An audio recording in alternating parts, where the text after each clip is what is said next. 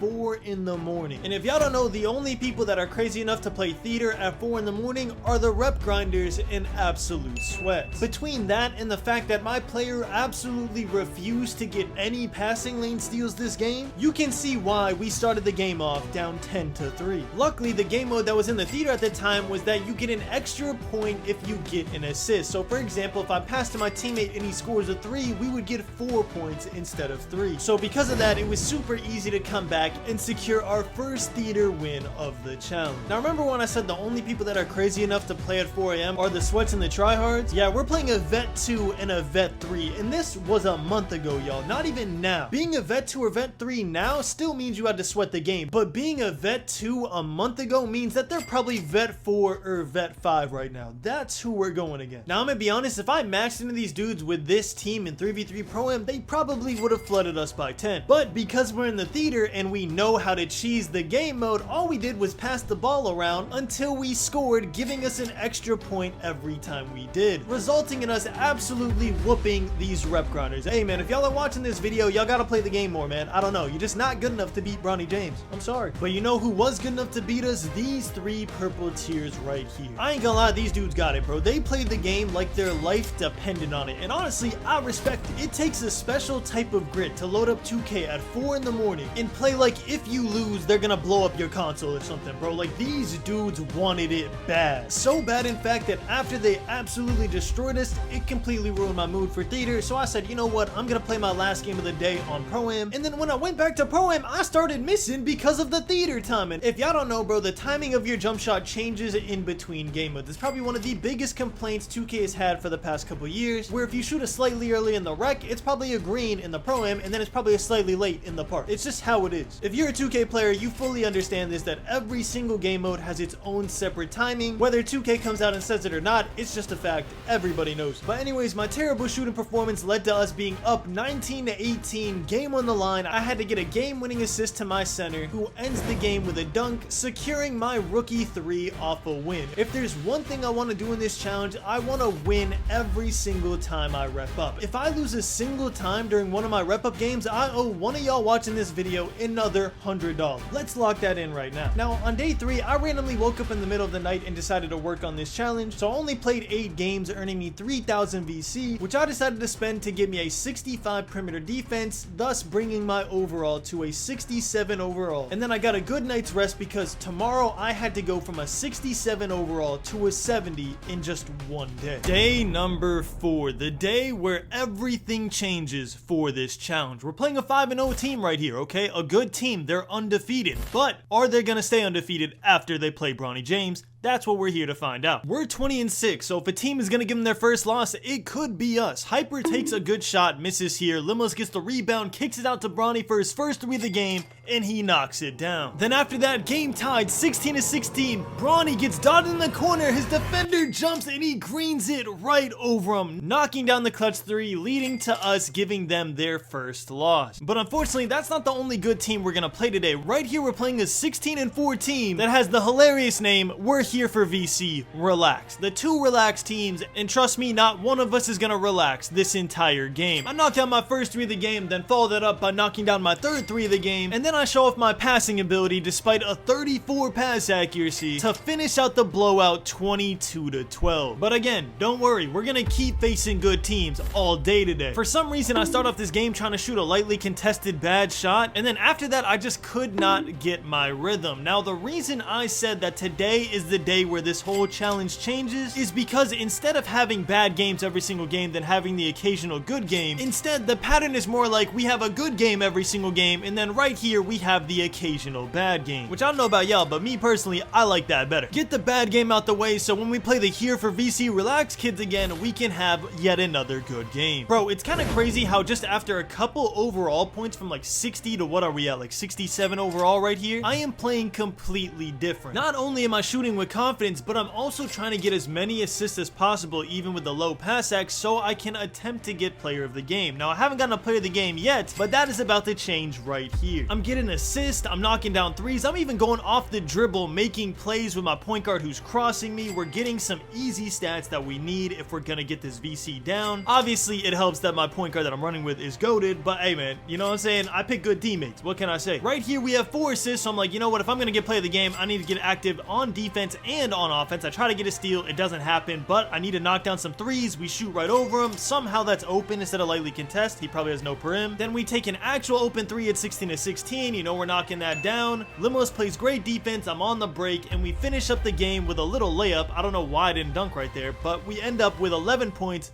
4 assists, and our first player of the game for day 4, which awarded us our record high VC for one game, 1,100 VC in a single game. That is an amazing amount of VC. If we could get that every single game, this challenge would be over in 350 games. Spoiler alert, that doesn't happen. This video is going to be a long one, so make sure you're sitting back with some food, because bro, this video not ending anytime soon. Listen, if you think this is peak, or if this is just even watchable for you, when we get to 80 overall, things ramp up super quickly. We turn from this catch and shoot spot up 2-way lockdown build to the primary lockdown and primary ball handler that gets ankle breakers, can get posterizers, can get insane steal animations. Like bro, this Bronny James build is actually the truth even at just a 62 overall. But unfortunately for right now, even though we're being mad efficient for a 67 overall, we're just trash. Don't believe me? Look at this backdoor layup, wide open, and somehow I just miss a wide open layup with real player percentage, by the way. I guess an NBA player's not making that layup, bro. Yeah, I guess. Listen, I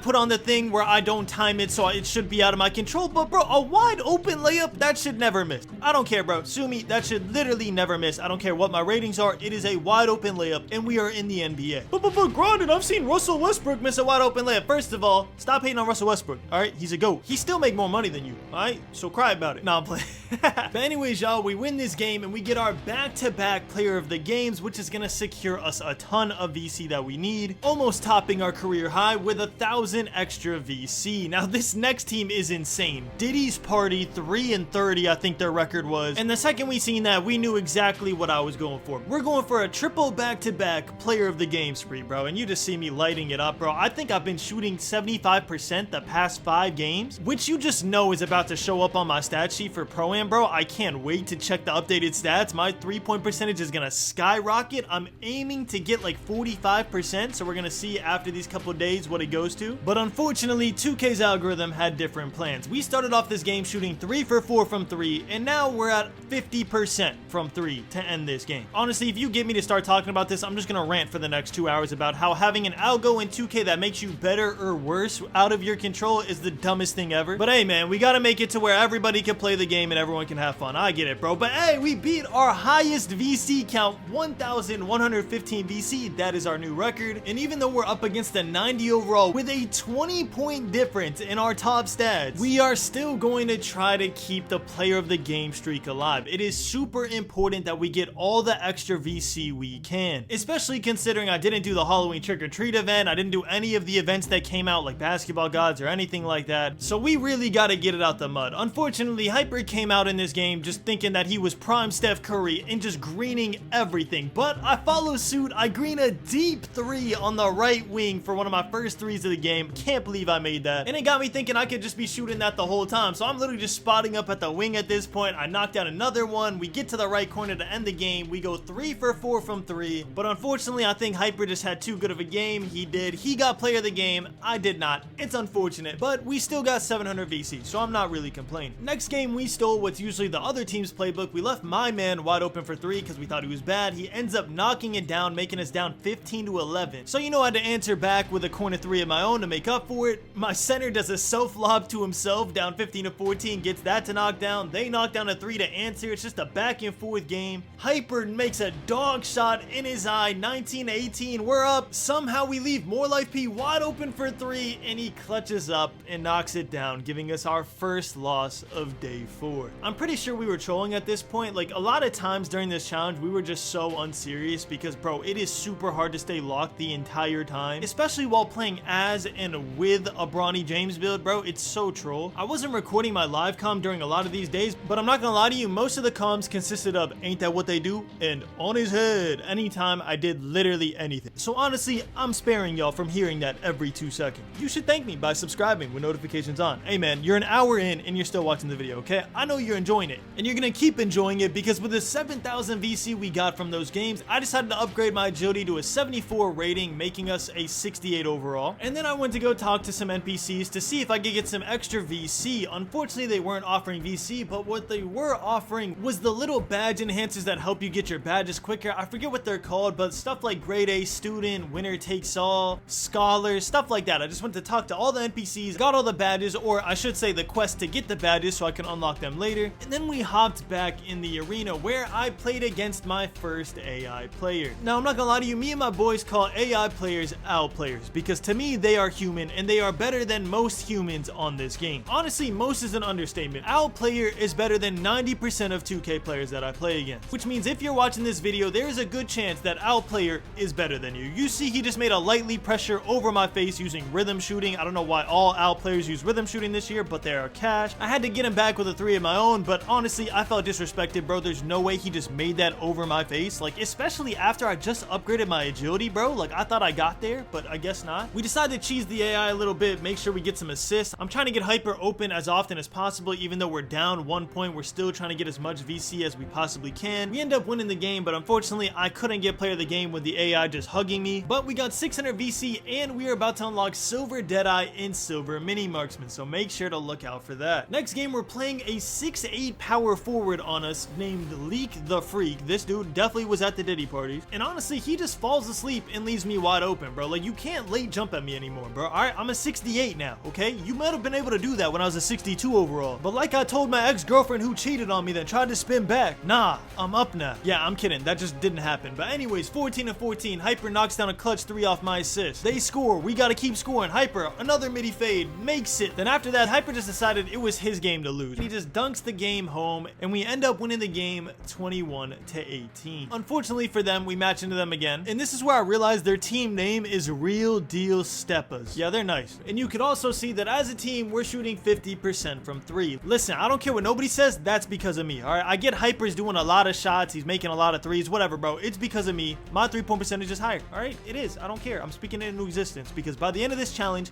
it needs to be higher than Hyper's. Low-key, that's one of our goals now. We're competing with our teammates. But for right now, we're on the same team. Hyper dots me and I get a crazy dunk, at least crazy for 68 overall. Pretty much right over both of them. We get it to connect. Then Hyper hits me again on on the fast break, we get another dunk. Then at 10 to 10, I try to backdoor to get another dunk, but I hit him with the pass back, aka the PB. I'm gonna call it the PB from now on. I hit him with a nice PB, he knocks down a 3, and we're starting to flow like an actual trio. We're looking like a pretty good team right now, but unfortunately not good enough to beat the real deal Steppers 2 times in a row. This time they get their get back, winning 22 to 19. After this heart-wrenching loss, I decided to collect my season pass, activate an XP token, and then hop back into the arena where we're playing Squidward. I don't know why he looks so clean in that photo, bro, but he looks like a G. The Squidward team comes out sparking, living up to their name, big threes. I had to answer with a big 3 of my own. I go for a LeBron chase down block, but unfortunately he kicks out right before he goes for it. I really think I might have had it there, but I'm probably delusional. My vertical's like a 5. And then this team starts to flood us, bro. Like, we are down 17 to 3. This kid was greening everything. But listen, you know we're gonna try and mark a comeback here, alright? Me and Hyper blitz the guard, we get a steal, I get a nice little Bronny dunk. Hyper gets a nice little left wing 3 off the dribble, then another one right wing 3 off the dribble right after. It's 17 to 14. We're getting stops back to back to back. They do score here, making it a 19 to 14, which makes our odds really low of winning. Even lower considering we take a 2 here, making it 19 to 16, meaning we need at least 2 stops to win this game. Hyper hits me on the left block and I get my first driving dunk off the dribble, bringing us all the way back to down 19 to 18. And once again, for some reason, we decide that the call is to leave this guy who hasn't made a 3 wide open yet. I think he was 0 for 3 at this point, but of course he knocks down the 1-3 we needed him to miss, losing us the game 22 to 18. I'm not gonna lie to you, I'm not liking our play right now, alright? We started off really hot today, but we're starting to rack up some losses against some not so good teams, okay? Bronny James should not be losing to these teams. We gotta step it up, we gotta lock in, and we gotta start playing to our potential. And that is exactly what I do this game. I start knocking down 3s, I start getting passing lane steals, I even try to take middies with my abysmal 53 mid-range rating. It doesn't go in, but I'm glad that I got the confidence to take that. Another close game, but we're not rattled, we're just scoring over and over again, we're just playing our game. I get dotted in the corner at 13 to 10, knock that down too. Then at 19 to 18, I backdoor and make a contested layup to win the game. Now Ronnie, let me talk to you. I can't make the wide open layup on a backdoor like 4 games ago, but I can make that for game. I would have been fine with missing that for game, but hey, I'm glad I didn't. Now this whole day, I've been waiting for an opportunity to prove that I have Bronny James jump shot down. And this game right here is that opportunity. We're playing against a 1-6 team, really bad team, so I have free reign to score basically every single point that I can. But with that being said, I don't want to do it while shooting 30% from 3, okay? We're at a point where I know this jumper like the back of my hand. It's just, will my ratings allow me to green the shot? A lot of the time my misses are when I release it the exact same way, but 2K's just like, nah bro, you are a 68 overall. You're not gonna make every single 3. As you can see in the top right, I'm shooting 80% from the field with 16 points. Meaning 1 out of those 5 threes I took, 2K was just like, nah bro, you can't make that one. But the other 4, they're like, alright, fine, you timed those good too, we'll let those go in. But of course, after that great game, I get player of the game,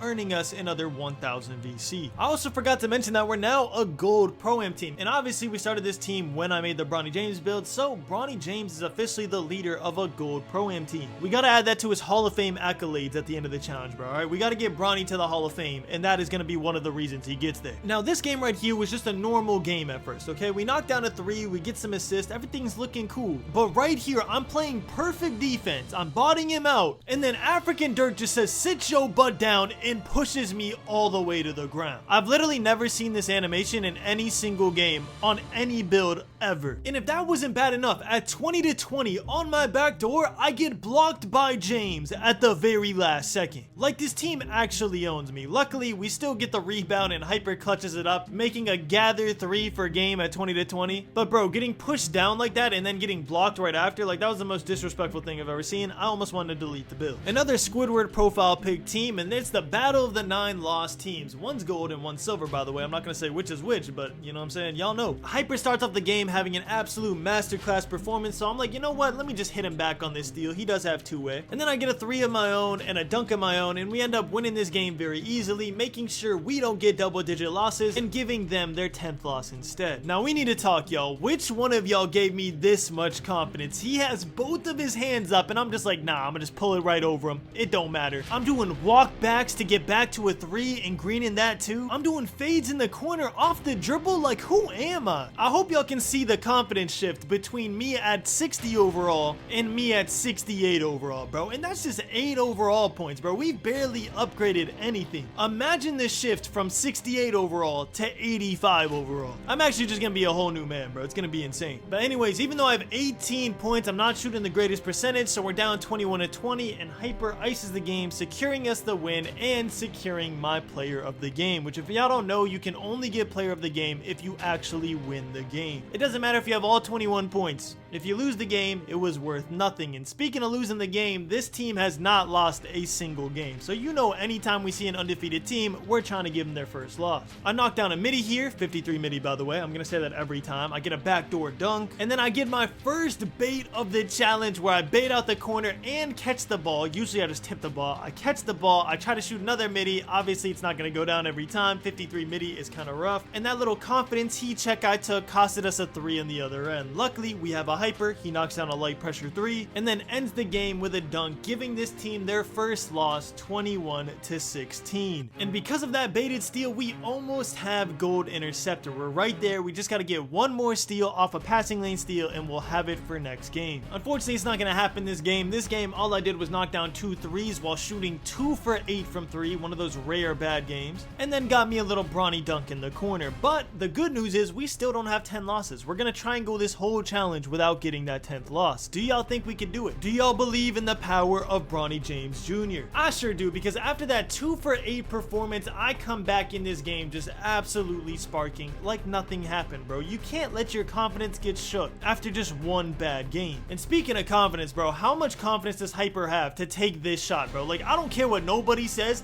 this is a bad shot. But he knocks it down, so we're gonna let it slide. After he hit that crazy 3, you know I had to do something crazy for me, so I did a little spin layup in the paint, and somehow, someway, I didn't miss it wide open, ending the game and securing our player of the game and a new record high VC for one game, 1,116 VC, beating our previous record by a whopping 1 VC. Yeah, I'm not gonna lie, watching some of these games back, I'm about to rename this challenge the Getting Carried by Hyper challenge. Because, bro, I do literally nothing in this game. All the points are scored between my point guard and my center. I'm just sitting there being a spectator, just like y'all are right now. But hear me out, I promise you I'm going to have my time, alright? What Hyper's doing is what I'm gonna be doing when I get my overall up. We just gotta get there one day at a time. Hey, if you told me I could get unlimited contact dunks, unlimited threes off the dribble, unlimited ankle breakers, and unlimited wins in real life if I just grind for 30 days, I probably still wouldn't do it. I'm mad lazy, but hey, it'd be a nice thought. But I'm not gonna lie to you, I don't think I'm giving myself enough credit for what I'm doing right now. We're playing against a 12-4 team. I am a 68 overall, and I'm absolutely sparking threes, making light pressure driving layups with no driving layup upgraded, and greening over people consistently with an F timing stability Bronny James jumper. I just think I've been doing it for so many games at this point that it's become numb to me and it's not that cool anymore. But bro, I swear to you, like, I'm actually pretty nice for a 68 overall. But am I nice enough to beat an 80-21 team? The guy I'm guarding has a 96 stat as his high stat. My high stat is like an 82. The difference is drastic. You can see he's absolutely cooking me because of the speed difference. I try to answer back on a fast break, but then he answers with a half court fading to the left 3. You did not have to go that hard, big fella. Like chill, bro. I get it. You're better than me, man. You got a better build. Like, I understand. Hyper tries to restore my honor, getting a crazy 3 of his own, but he misses.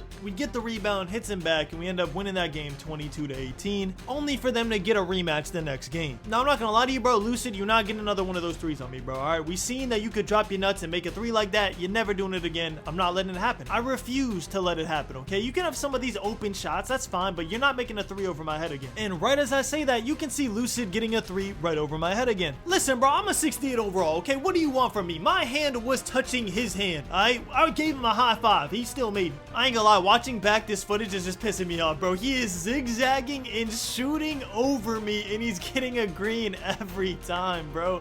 I need to upgrade my perimeter defense. I don't know why I waited this long to do it. Even the bald dude is getting a green over my head, bro. He has no hair, and he's dropping his nuts like that. We're down 20-19 for a game. I'm guarding the bald dude, and just like everybody else in this game, whoever I'm guarding just scores the ball, and we lose, bro. I think literally every single point was scored on me this entire game. So yeah, needless to say, after that game, the first thing I did was hop out and upgrade my perimeter defense to a 77, and I matched the driving dunk, upgrading that to 77 as well. Hopefully now I won't get shot over for every single point, but we're gonna have to see. After they gave us our 10th total loss and our second or third loss of the day, I decided to call it there, go to sleep, and come back tomorrow with a fresh mind. Day number 5, and I can no longer say that I'm a 60 overall, even though in this first game I definitely play like one and we end up losing. But that's right, y'all, we are officially a 70 overall, reaching our first benchmark of the challenge, and it only took 78 games to reach this overall. I don't know about y'all, but that seems a lot shorter than I expected. I really thought it was gonna be like 200 games to hit 70 overall, but thinking back, I probably overanalyzed the challenge in my head. It shouldn't be that long of a challenge. Either way, I'm happy to be at this overall, but if I'm gonna be a 70 overall, I need to start acting like it. In this game, I do, knocking down the game-winning 3, going 3 for 4 from 3. Unfortunately, wasn't enough to secure another player of the game, but still awarded us with 500 VC. Now, as you can tell from the gameplay, I am extremely confident in my jump shot now. Having a bad game is gonna be extremely rare, and we're only at 70 overall. I'm pretty sure right now we have an 81 3-point rating. Can you imagine what's gonna happen when we're at 90 overall and we have a 92 3-point rating? It's gonna get absolutely wicked. And you know what's funny? Last game we had 9 points, 3 for 4 from 3. We didn't get player of the game. This game we have 9 points and we did get player of the game. And that's because it all depends on how many points Hyper puts up. If he puts up more than me, he's most likely gonna get it. And if I put up more than him, I'm most likely gonna get it. We got 1,115 VC that game, and we unlocked Gold Interceptor, which hopefully will lead to us getting insane lane steals for the rest of this challenge. Obviously, we're not a high enough level in the season pass to unlock max +1s, or else I would have put Hall of Fame Interceptor as one of my badges. That is a super overpowered badge. And I'm not sure if y'all can notice by just watching the gameplay, but in my eyes, from having playing the game and then watching it back, you can see that everything is starting to flow a lot smoother. And the main reason for that is my consistent shot making ability now, bro. My 3-point percentage has got to be skyrocketing. I can't wait to see the next update when we check it again, because it's actually gonna be insane. We're actually doing off the dribble driving dunks now, which is perfect. As we get higher and higher in overall, we want to have a more balanced game where we can score off the dribble, where we can make contested shots off the catch and shoot like right here, and where we're scoring most of the points. Right now we have 14 points, going 67% from 3, and we're not gonna stop here, but we're gonna knock down another 3 on the left wing, a place where we don't even have hot spots yet, by the way. And we're even gonna end this game with an off the dribble midi with a 53 mid-range rating, bro. That is how confident I'm getting with my jump shot. And we're getting rewarded for making shots like that by getting yet another player of the game. But I'm not gonna lie to you, those were against some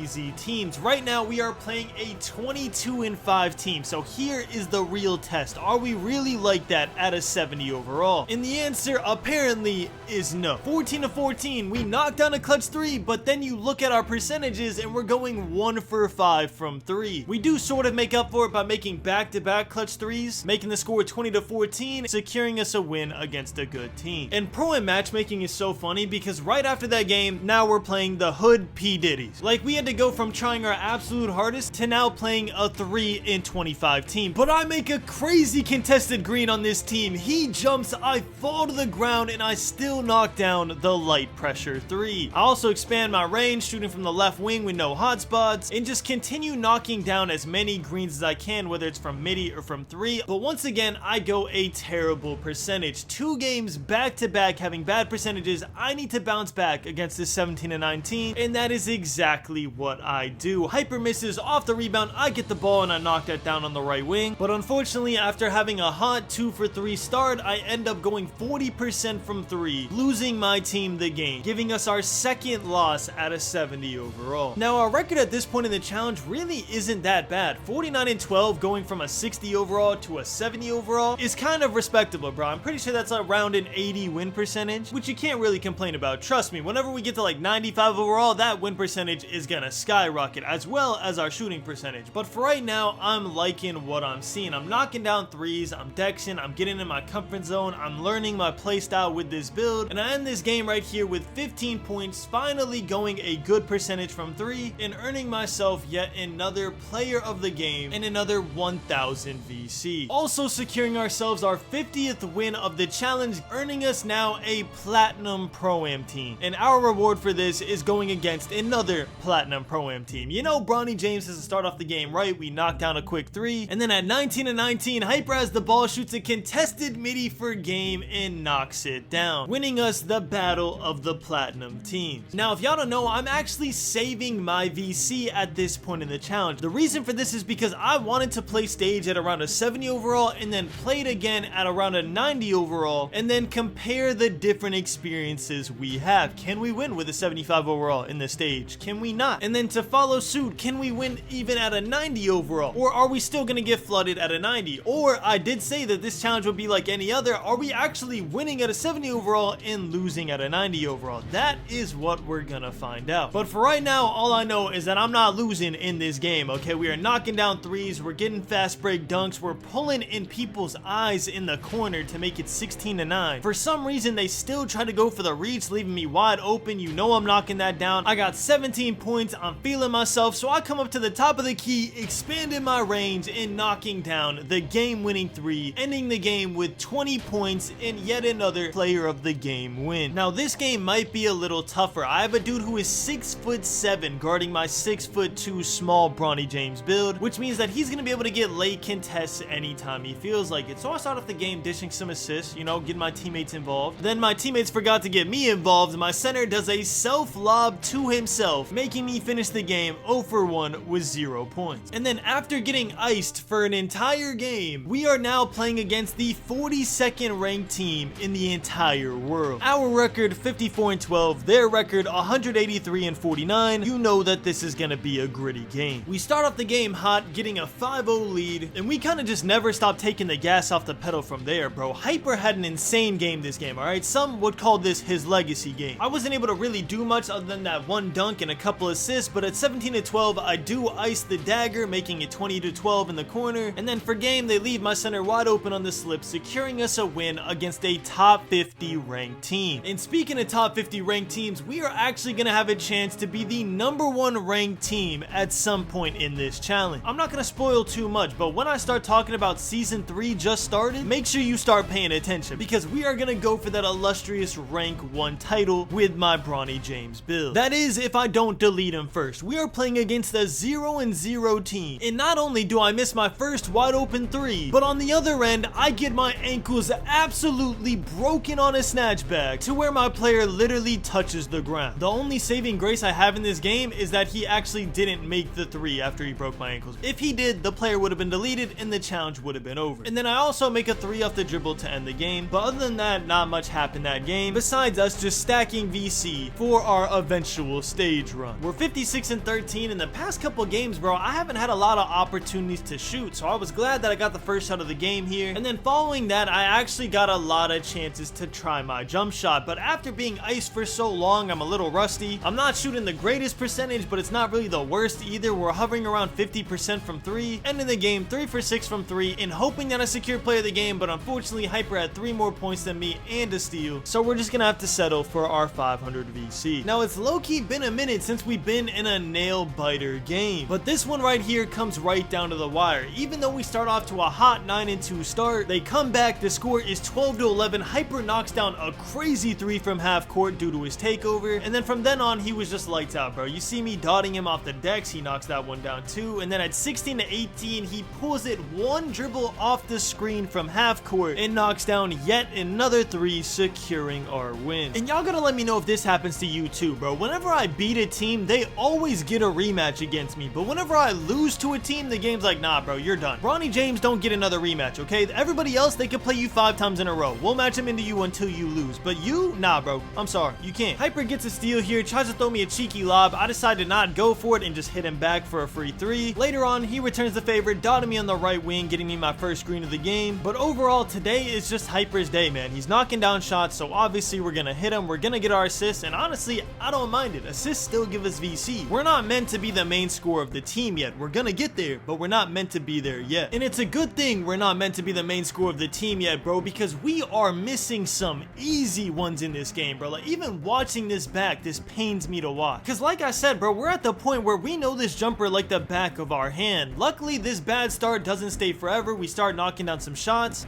And then we even contribute on the defensive end, getting a passing lane steal and an assist. And then even though we had an abysmal start with 5 seconds left on the shot clock, down 19 to 18, Hyper dots me in the corner. I pull a contested shot in the corner and I knock it down to win the game. Terrible start to the game, but a great finish, securing us player of the game and yet another win. And our reward for winning that close game is we now have to play the African BBC. Yeah, I'm not gonna lie, some of y'all's team names are insane, bro. Like, what is wrong with y'all? Staying true to their name, the African BBC rode my dingling the whole game, keeping me to 0 points, while at the same time sparking every 3 they took. The only way I was able to score was off a fast break midi with a 53 mid-range, by the way. Again, I'm gonna say it every single time, at least until we upgrade it. But they did end up handing us a loss this game, and after that, I decided, you know what, I'm checked for today. Let's call it here, regroup, and come back stronger for day 6. Day number 6, and apparently we did something I could never do. We graduated college and unlocked the Scholar Badge. That's gonna help us get badges later on, but what's gonna help us more than that is getting 2,000 VC off the daily spin. With that, we have saved over 20,000 VC, which could get us to a 72 overall technically, but again, we're gonna be saving because we are about to do a stage run, and just in case we lose, we need to have VC left over. I don't know how we're gonna lose if I keep knocking down lightly contested threes like this one, but for any of y'all that might replicate this challenge, I do not recommend going to the stage unless you really believe in your team, because this 20,000 VC could go to waste really quickly. It's basically like virtual gambling, bro. We could either double our VC and get 40k in no time, or we could lose it all and have to make that 20k VC back. But that's a problem for another day. Right now, the problem in front of us is this 23-6 Pro-Am team. We start off with a nice little Bronny dunk on the fast break, and then a nice little Bronny 3 on the fast break to possession after that. And even though this is a super close game, we are getting really good looks at prime opportunities, which we are taking advantage of. And at 20-20, my center gets the clutchest block of the game, securing our defensive stop, and Hyper repays the favor by knocking down the game-winning 3, beating the 23-6 team, while going 3 for 4 from 3 with 8 total points. And now we're just playing Cartman's mom from South Park. Once again, y'all's team's names will never surprise me. I mean, it's not like mine is much better though, bro. Mine is I'm a 60 overall relax, and not one team or even one player on the other team has ever relaxed against us, ever. But luckily, that's not gonna stop us from hooping. We're playing South Cartman's mom again. She came back for seconds, which is honestly just a hood classic when it comes to me. Alright, if you know, you know. I don't know how y'all would know that, but I'm lying anyways. But speaking of back-to-back, we got back-to-back misses here on wide open jump shots. We do not want to see that happen, bro, especially as we upgrade our overall. What we do want to see happen is the other team get absolutely bodied by my center screen and us winning yet another game. And now it's time to play another platinum team. They're 20-6. We have a way better record, but it still could be a close game. Start off the game with this weird layup animation. It would not let me go for a dunk for some reason. And then me and Hyper hit the quick PB for a quick corner 3 for me, followed by what could have been another quick 3 for me. Sadly, I miss. I hit Hyper with a PB.